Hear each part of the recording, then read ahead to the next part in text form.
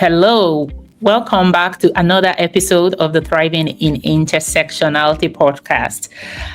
Thriving in intersectionality. Intersectionality is a big word. And of course, as usual, I'm going to start diving into that word. What does the word intersectionality mean?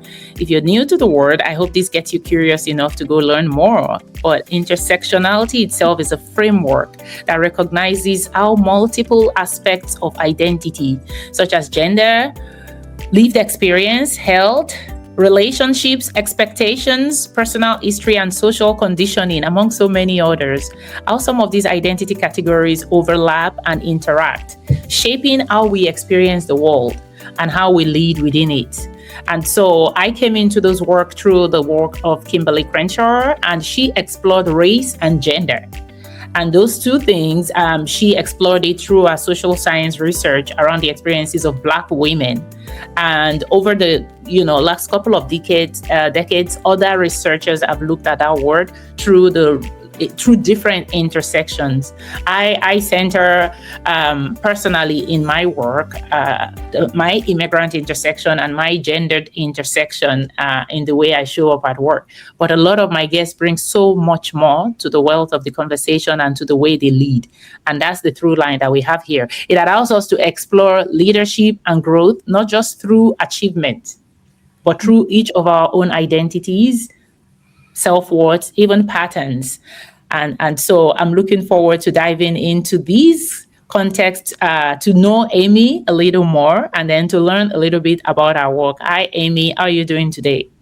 Hi, Lola. I'm so excited to be here. I'm really well, thank you. I think this is going to be such an exciting and aligned conversation. I love the through line of your podcast and that intersectionality coming in every time. I think that's really, really beautiful. And I bet you get a lot of interesting conversations from that lens. So I'm really excited to be a part of it. I do. I feel like I learn as well. I learn and I grow by hosting these conversations, because a lot of my guests, I don't know them. They are not personal, connections. And sometimes I allow myself to explore what the person might say before I come on. I give myself the freedom to think through, okay, if I look at this person's background or bio, what do I think they're going to bring? And a lot of times I am very wrong. Because they touch on so many things that there's no way I would have known without talking to them. And that's the point, is that people are multi-layered, and we just have to listen. So I'm excited to dive into your story, your journey today. So Amy Lenius is a personal development and success coach, and she's the director of group coaching at Next Level University. But I love that over the past 9 years, you've brought such a depth to your work around health, healing, and personal in the personal development space. And I will let you capture all of that journey and bio yourself, because that is actually the first part of our conversation. Before we go into your professional and personal journey, Amy, if you could introduce yourself to me through that word intersectionality. When you think about that word, what layers stand out for you that have really shaped you and your work over the last decades of your life? Yeah, wow, good question. What a complex question if you really think about it. My first superficial thought is almost all the different hats I wear, like all the different roles that I play in my life that I intentionally and very consciously take part in, versus younger Amy, who was reactive to everything without intention. But I think of being a mother. I think of being a spouse to my husband. I think of being a daughter in a beautiful family. I picture just all of the roles that I play, being a coach, being a member of this incredible team at Next Level University and partnering with these two incredible men. I think of, again, the speaker, the educator. And that's where my first layers come in. And then I feel like if I kept going, it would be deeper. It would be more emotional. And where these are the emotions I love to live in. And I think it would just keep going deeper and deeper. But that's the first thing that came to my head, was just the roles that I choose to play. I love it. And those roles, those are intentionally chosen roles as well. So I think it also does say a lot about us. I had a guest once, and the first thing they said was, "Oh, absolutely, I'm a grandpa." if you think about that, I mean, it's a seasonal label, it's a seasonal title, but that's what's top of mind for him right now. And he went on and on about it. Like, I'm a grandpa, and there's just so many things that I bring into these, and how it's unearthed so many things within him. So I love it. Anything else you want to add to that? You want to go deep in any way? Share a little more? I'm sure we will, for sure. I can see that this conversation is going to be about that. I think I would layer it then with just the intentional, complex feelings, even of just being a woman. I think there would be my next layer, the female experience and all the multi-passionate, multi-purpose, multi-emotional, very spectral being that females tend to be.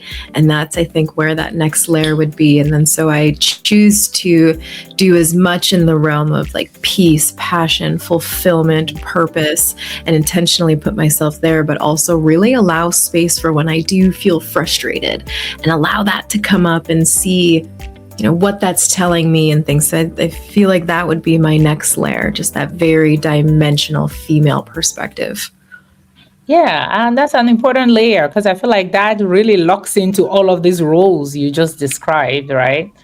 Very much The way so. you approach and show up with it.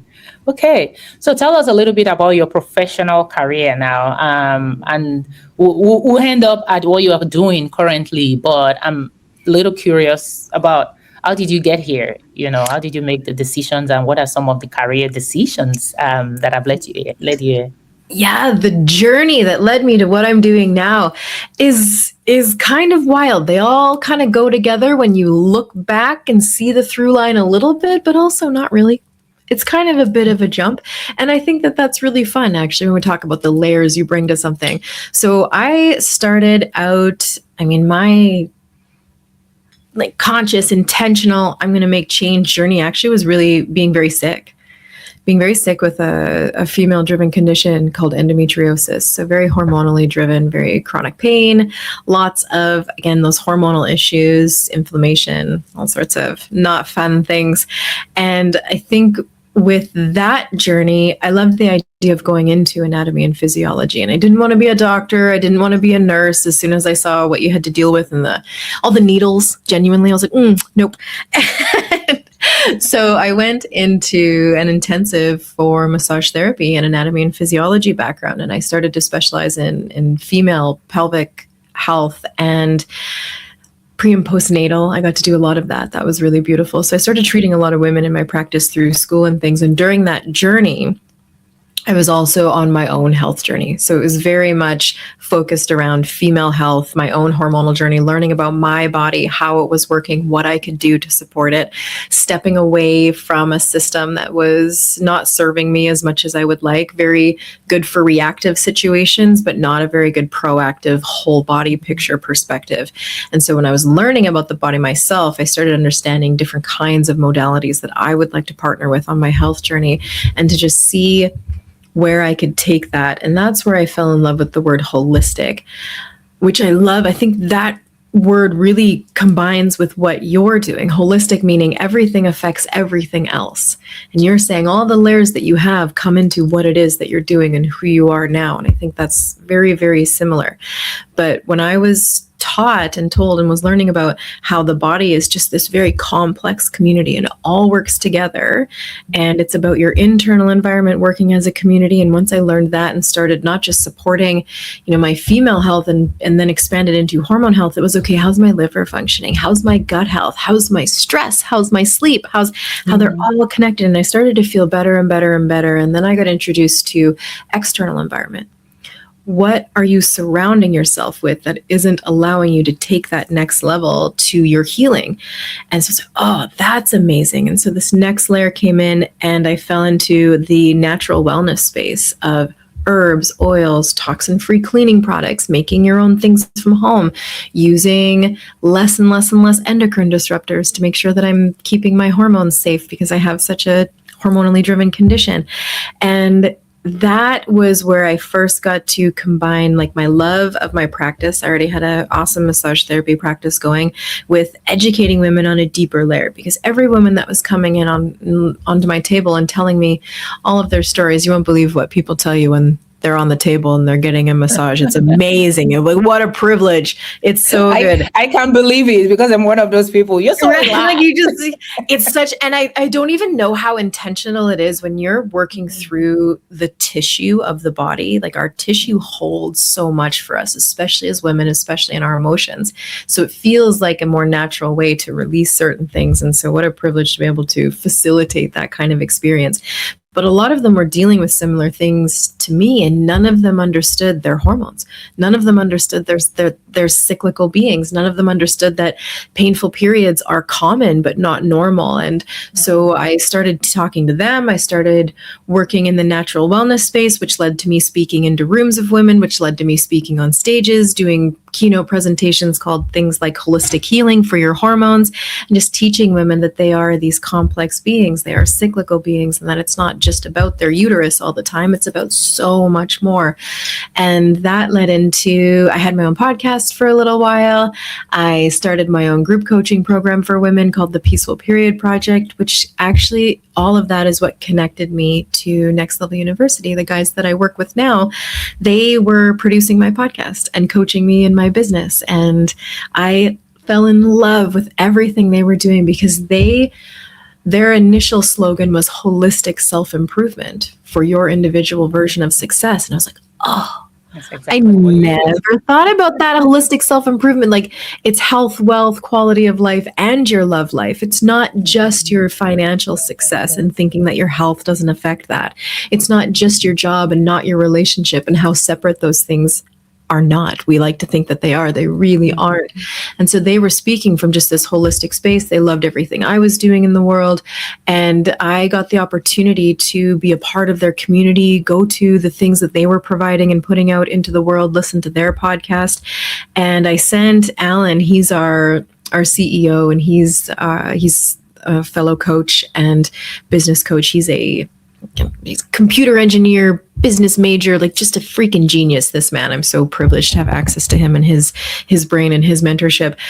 I got to send him my keynote one day. I said, hey, you're a fellow speaker. I would love some really genuine, authentic feedback on this, because it's really hard to get feedback from just the average bear, because everyone's just impressed that you're up there. So right? Because most people are not interested in public speaking whatsoever. And to be honest, I wasn't either until I had something to say. And I sent it to him. He loved it. He said, you know what? I would love for you. You're such an aligned part of our community. We love what you're doing in the world. Would you be interested in coming and emceeing our event? This is down in the States. I myself am in Canada. And I was like, absolutely. I have no idea how to do that. I've never done that, but absolutely. I'm going to come and I'm going to figure that out and hang out with you. And that's going to be amazing. And so I did. And honestly, I fell in love with them, everything they're doing, their view on business, their view on value in the world and how to deliver it, and the through line of integrity that they bring to all of it. And so I just kept getting more enmeshed in everything they were doing, and they just kept bringing me in and celebrating everything I was already doing and supporting me and bringing that into what they assumed was a very masculine space. And it is, but they had a lot of heart-driven women in their community. And so it was really fascinating to see the combination of the three of us come together and what that has brought. And now it's everything that I do. I still get to do all the things that I love and speak on the things that I originally spoke on, but it's from a more macro lens of this is a piece, but where are you holistically in your life, and what does individual success look like to you, and how can we bring in your cyclical nature if I'm helping women with their peace, their passion, their purpose, their fulfillment, their version of success, making sure that that piece isn't missing for them. But I've just expanded into, like you said, a success and personal development coach, but that's a huge part of it. So it jumps, but yet there's always this through line of, I feel like, education, empowering people with information and working with others. Right. Because when it comes to, I love the way you had, I introduced you from what I had written about you. It's success, health, wellness, performance, right? Because it's all part of it. And a lot of times we only pick one aspect of it. And I was recently asked what success means to you now. And I was thinking about, I was like, that's a deeper question than I would have thought of a couple of decades ago, right? Success, right? We think of financial success, we think of family success, but success for me as a human has so many layers, as you said, and I think health is a huge part of it. The work that we choose to do, and how I love the work that I choose to do. Is it aligned with who I am? Am I really enjoying it? It's not what the world says you should do. Is what really fills me up. So thank you for that. You had, and I love the way you explained it too, because I think your path and your career path is really shaped and molded by what you care about around health and wellness, and the expansion of how you define it and how you do the work. Thank you for speaking about it and educating people about it. And for those listening, you definitely get a list of Amy's bio and links on places to learn more about our work in the show notes. So maybe we need to talk a little bit more, tap into a little bit from your work directly, right? For those listening. So let's go there. One of the things that you said was, kind of the changes that have, the transitions that have happened in your work. And so was there a specific moment where your definition of success started to change? Yeah, I think almost each time I made the transition, it was like allowing something, it's like letting go of good for great, letting go of something to become more. And I think we get really caught up in, if I give this thing up, that means, all the effort and time and energy I put into this means nothing. When in reality, I coached this wonderful woman. She's in her 60s. She lives in Singapore. And we were talking about how she sits a lot of her day, and she's starting to get more fit and starting to go to the gym now. I said, but if you're sitting all the time, then you're actually doubling down on already contracted muscles. So let's get the mobility program going for you, because I don't want to see you not doing your most important work in the world because you've put your low back out. And so I got to bring that in just the other day. And so every time I've had to let go of something, I think the two hardest ones were when I stopped paying into the system that allowed me to have those 3 little letters behind my name that made me feel really smart and made me feel really credible to speak on the things that I was speaking on. It's like I had this whole thing of who's going to listen to me if I don't bring some sort of credibility to the table, if I don't have, 3 little letters behind my name that says that I know something. And that was this weird little phase of, okay, do I keep paying in to have my license still valid, to feel smart, to feel relevant? And I was like, oh, that's so silly. I'm not practicing anymore. I'm doing all of these other things. And so letting that go was almost like this weird little ego death. And I had to be okay with not having that and allowing that to be uncomfortable and weird a little bit, but then seeing that everything was okay. Afterwards, everything was fine. I still held the knowledge. I still knew all the things. People were still asking me to come talk about these things and asking for my opinion and my help. And so that was a funny one.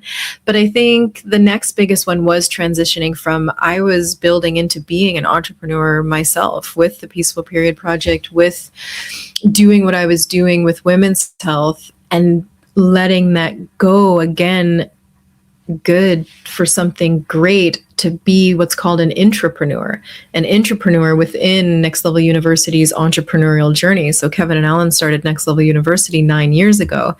And so they're on their entrepreneurial journey, and I get to come in and be what's called an intrapreneur in that. And I have found so much more, joy here, which is wild because it's such a almost different space than what I was initially building into. But with the way my lifestyle is and the things that I value currently, I homeschool my children.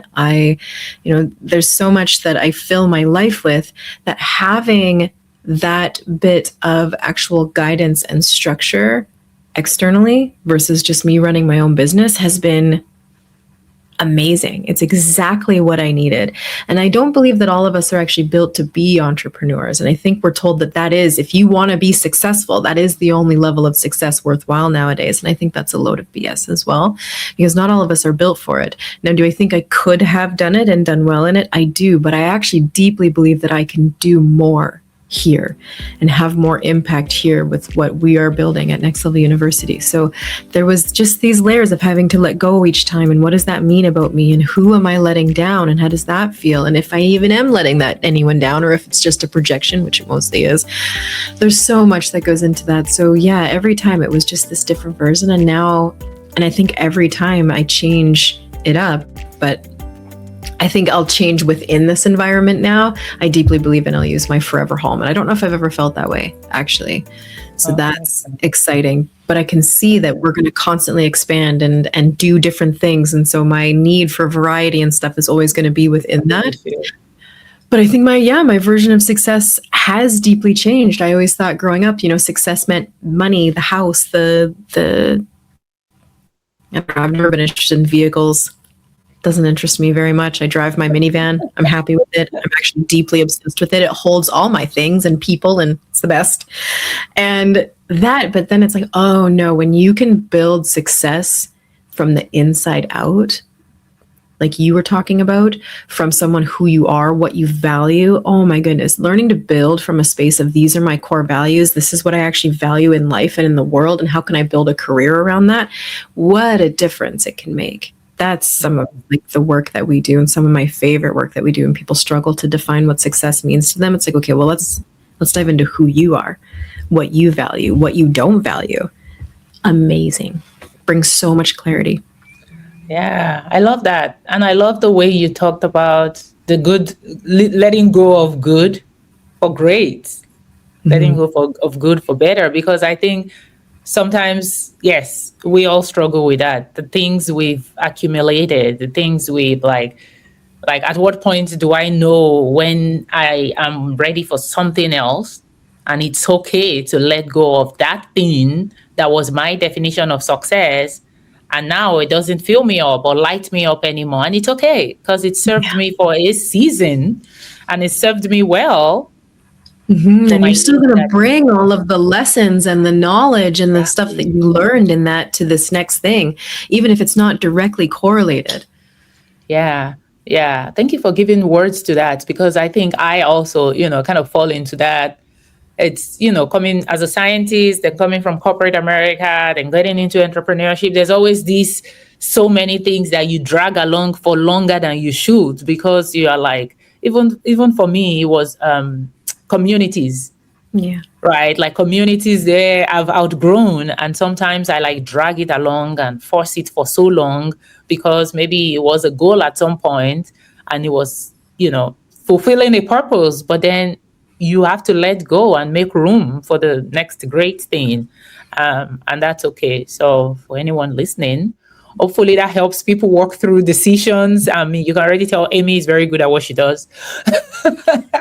And it's okay if it's hard. If it feels uncomfortable, it's hard. That's normal. That's human. I'm trying to think of the proper name of the bias. We have all of these unconscious biases that we have humans and just the brains we have. And one of them is the time and effort you've put into something. You now have a bias towards that thing to not be able to let it go because you've put so much time into it. And to kind of heal that bias and help that bias is to understand that you're not losing everything. You might be losing a title. You might be losing something kind of superficial, but everything that you've become in that space is still there. And you're going to be able to bring that to the next thing and to the next thing. Yeah, that's so funny, because the first thing that came to my mind also was when I was in corporate America, I took this supply chain professional exam. It was like 5 giant module books. And I think I took it twice before I passed it. And I was super excited because it was a lot of hard work. And even when I got the certification, right, like there were people that had been working at my company for years and they had not gotten it. They were also like, oh my gosh, Lola, you got the epic CSCPs, like the big one. It's not even the small one. But it's interesting because so I got the certification, and for the next, you have to renew it every 5 years. I'm not even working with it. And so I kept renewing it. And then when I got into entrepreneurship and I started working with companies, understanding their supply chain, and I was recognizing, wait, the things I learned when I was working on this program helps me with my clients. Like Yeah. having that lens really helps me. But who has ever asked me if I have a certification in supply chain? Nobody has ever asked me. It's like there's not a single sport that I've had to like show somebody that I have this certification except on my LinkedIn and Right? my resume, right? Like, but my lessons, my knowledge, as you said, it still serves me till this day, right? So it wasn't the certification, it was the learnings I got in the process, and it Yeah, stayed with the me. lived experience. I Mhm. hold so much more value for the lived experience now, I think, than I ever did. When I'm learning from someone, I want to be sure that they have like lived that experience, not just read it in a book, not I just did just their read it in a certification. book. I want to hear that you've lived that experience. And I think that's why I was doing so well in the female health space and stuff, because I had been where they had been. I had gone through the pain, the surgeries, all of the different things, and I could empathize and actually relate, and had come out the other side and become pain free from a condition that we're told is impossible to do so. And so that lived experience, and same just with, I think people get, that's where imposter syndrome almost comes from. It's like, who am I to speak on this thing? Well, if you're ahead of Mhm. somebody and something that they desire, you already have those things. Maybe, yeah, you can update the skills, the frameworks, the how you language. I think language and communication is so important. Knowing who you're speaking to and learning the difference between what you would do in their situation and teaching them how to do what they need to do as them in their situation. I don't think a lot of coaches do that very well, and it does more harm than good. Another one I see is people talk the same language to everybody. Oh, my program is, 10 this, and it's the same for everybody. That's, yes, I see the value in that, but as long as it's zoomed out enough, like it has to be such a macro thing. That's actually why it's really challenging, I find, to speak into crowds versus one-on-one, or even speak onto a podcast versus one-on-one, because you're trying to make it relatable to more of a mass of people. When in reality, everyone we're talking to has a different lived experience, has all those different layers, but also has a different core wound, has a different either fear of success or fear of failure. They have either low self-belief or high self-belief. That's a really big one. If you're talking to someone who has high self-belief, the same as you're talking to someone who has low self-belief, and vice versa, you are doing more harm than good. And so there's always skills that you can bring to something, but that lived experience actually helps you connect with people.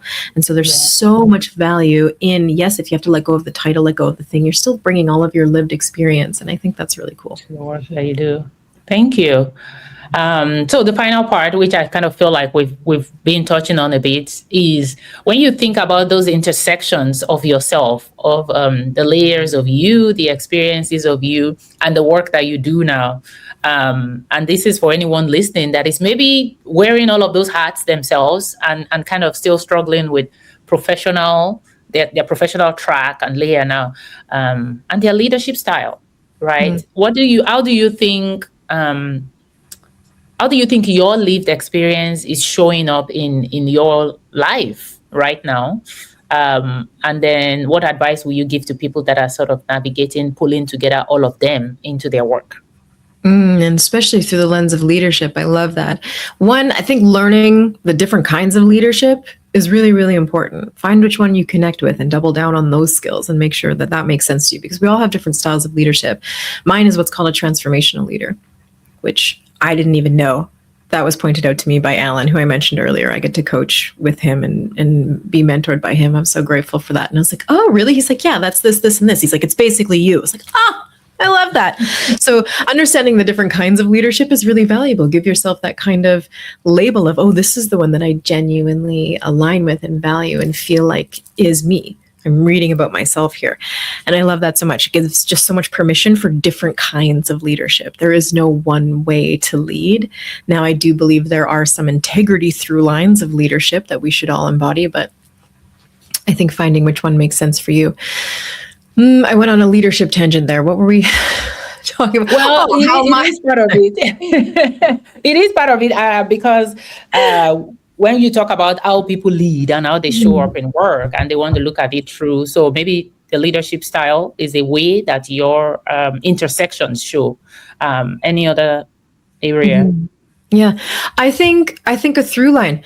I love helping people look back at all of the things that I've done that have brought them joy, that have made them feel successful, made them feel the things that they're craving to feel now or in the future, and see what the through line is. Like a lot of mine is education, empowering people with information to make their lives better, because that's what helped me make my life better, learning about my body, learning about my health, taking a empowered stance and driving that journey rather than just being a passenger along the way. And so, what is the through line of your life of things that bring you joy? When we first did career day in high school and they asked me what I wanted to be when I grew up, my first answer was a mom. And they told me that that wasn't a good answer, which I think is BS. I think that's BS. Oh, But yes, that is. yeah, back in the day, you couldn't really argue those things. You're like, oh, okay. So Okay. actually, you can also imagine that when I was diagnosed with endometriosis, one of the biggest unfortunate things can Right. come with that is infertility, and so that was very sad for me for a little while. And so I have two beautiful children now, two boys. Like I said, I homeschool them, and we have just this beautiful little life together.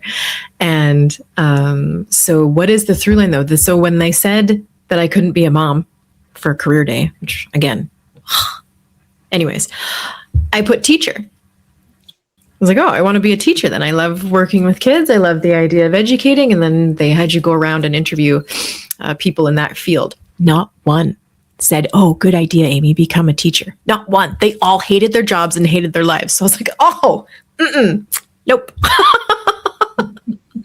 So I didn't go down that path, but I still have, I think, found ways to be in that path. Right. And Right. even when you look at like the archetypes of speakers and the different speaker styles and modalities and things, there's the coach, the friend, the educator, the motivator. I fall under the educator every time.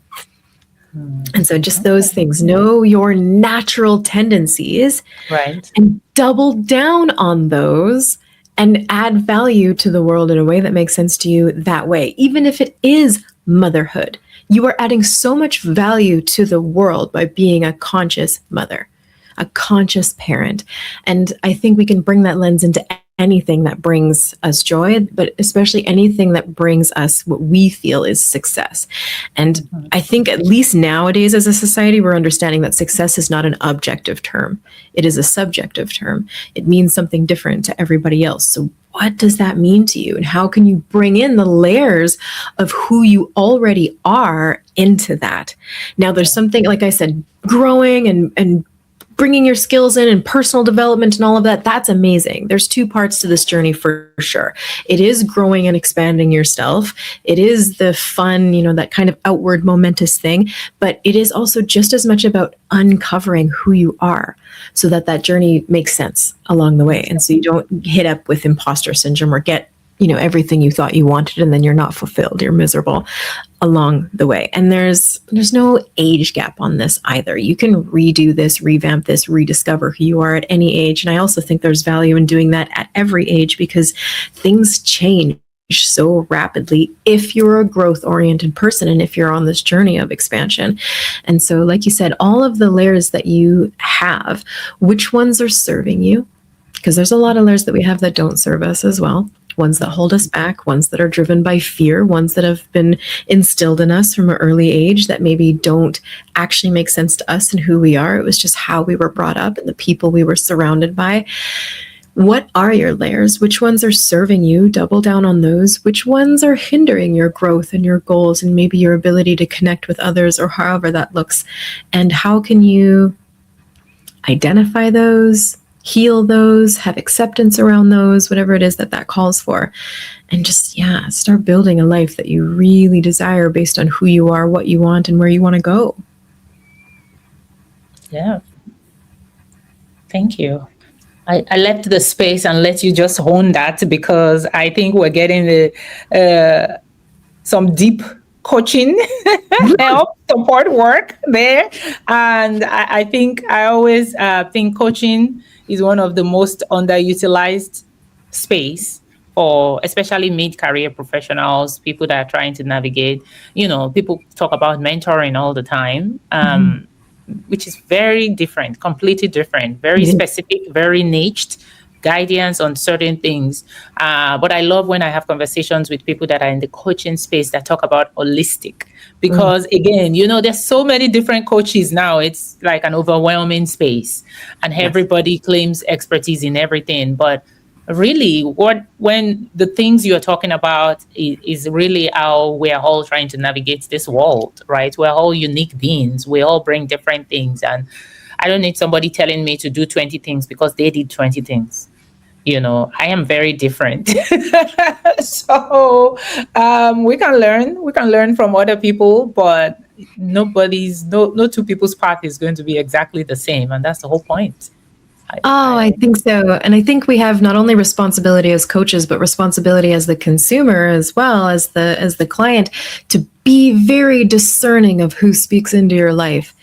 That is so important. Make sure that they have not only the results that you want to have, but the life and the values that you also have. So you know that it was done in a way that's going to feel integrous to you, but also be discerning and make sure that that person has humility to always say, I don't know everything.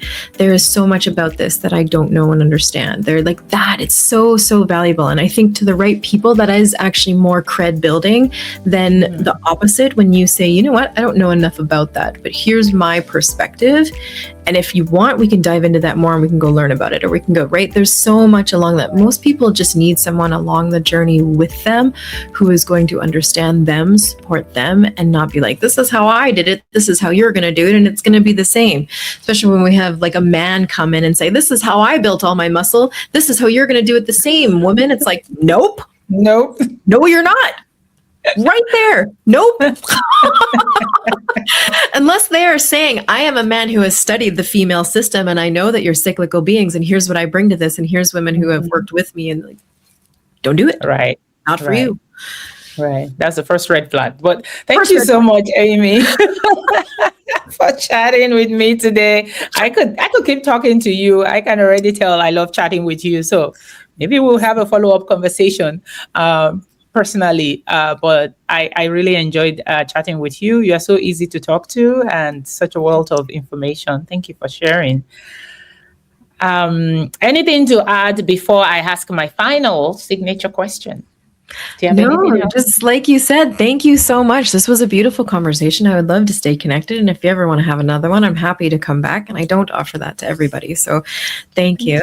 And yeah, great questions. I can already tell the show that you are putting out into the world is very, very valuable, very heart driven. And it's actually going to help a lot of people with these kind of layered conversations. And to the listener, just self-awareness is a superpower. It really is. What can you know about yourself? How many layers can you identify and bring together in motivation, guidelines, through lines for your goals? How can people find you, work with you? I'm a simple being. I'm on Instagram and Facebook. Okay, I'll make sure I put those links there. Yeah, it's just at Amy Lenius. And we deeply believe at Next Level University, we deeply believe in human connection and community. And so when you reach out on Instagram or Facebook, it is me. It's not an assistant. It's not an AI. It's nothing like that. It's me. And I am happy to have conversations with anybody. And even if coaching is on your mind and you're looking for a coach and a guide in this space, even the first call is always free to be sure that we're a good fit, that I'm a good fit for you, that you're a good fit for me. I love it. Yeah, I don't usually have that much of a sharing from people that are in coaching, but I also knew we were not coming into this conversation with a coaching lens. I wanted to know what's driving Amy. How did Amy get here? And I think I got a real strong sense of that you are somebody that is going to be easy to talk to and will provide great value to the people you work with. So thank you for what you do. Thank you. All right. So my signature question to close this out is a food question. So if you were to share a meal with your coworkers, what would you pick and why? That's funny. I would pick sushi because I'm selfish, but because you love sushi. I love sushi so much. It's always a yes. Sushi or like poke bowl. Oh, it's always my favorite. And if I were to pick my coworkers, I know some of them really don't like that.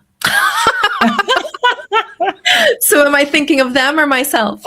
No, it depends. It depends on what I'm in the mood for. To be selfish, That's right. That's right. And it's actually something I have had to learn to be. I've had to grow my self-worth into being like, okay, what would everyone else like versus what would I like? And that's a very different lens, actually, to come from a space of high self-worth versus not. It sounded arrogant, and that was funny, but it would be sushi, and I would just find Kevin something that he liked. Alan and I would eat sushi, and Kevin could figure it out.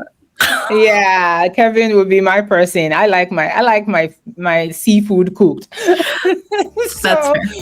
But I think it also, I always like to look at this question and the way people answer it in line with what we just talked about.